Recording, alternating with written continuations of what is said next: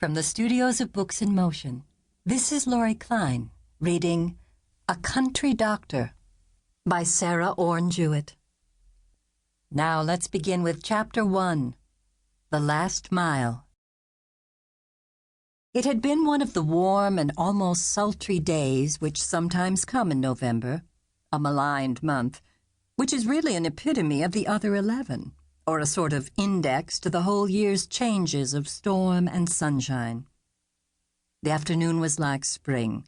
The air was soft and damp, and the buds of the willows had been beguiled into swelling a little, so that there was a bloom over them, and the grass looked as if it had been growing green of late, instead of fading steadily. It seemed like a reprieve from the doom of winter, or from even November itself.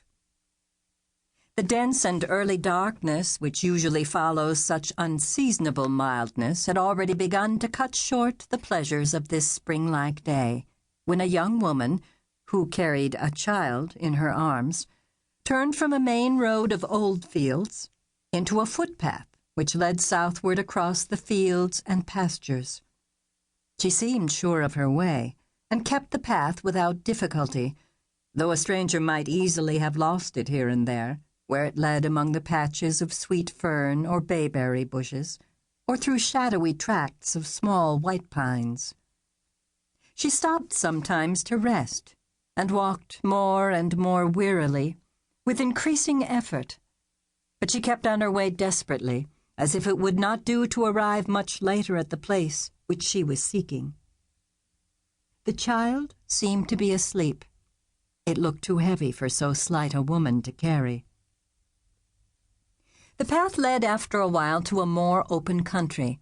There was a low hill to be climbed, and at its top the slender figure stopped and seemed to be panting for breath.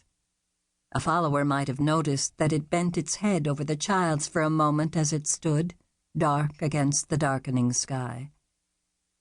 There had formerly been a defense against the Indians on this hill, which in daytime commanded a fine view of the surrounding country, and the low earthworks or foundations of the garrison were still plainly to be seen.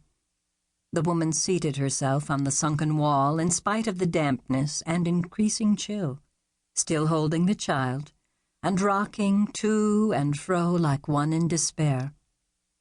The child waked and began to whine and cry a little in that strange, lonely place, and after a few minutes, perhaps to quiet it, they went on their way. Near the foot of the hill was a brook, swollen by the autumn rains. It made a loud noise in the quiet pastures, as if it were crying out against a wrong or some sad memory. The woman went toward it at first, following a slight ridge which was all that remained of a covered path, which had led down from the garrison to the spring below at the brookside. If she had meant to quench her thirst here, she changed her mind, and suddenly turned to the right, following the brook a short distance, and then going straight toward the river itself and the high uplands, which by daylight were smooth pastures with here and there a tangled apple tree, or the grassy cellar of a long-vanished farmhouse. It was night now. It was too late in the year for the chirp of any insects.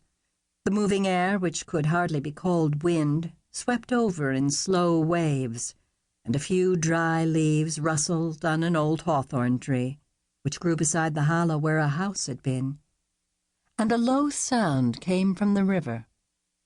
The whole countryside seemed asleep in the darkness.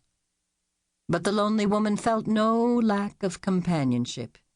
It was well suited to her own mood that the world slept and said nothing to her. It seemed as if she were the only creature alive. A little this side of the river shore there was an old burial place, a primitive spot enough, where the graves were only marked by rough stones. And the short, sheep-cropped grass was spread over departed generations of the farmers and their wives and children. By day, it was in sight of the pine woods and the moving water, and nothing hid it from the great sky overhead. But now it was like a prison walled about by the barriers of night. However eagerly the woman had hurried to this place, and with what purpose,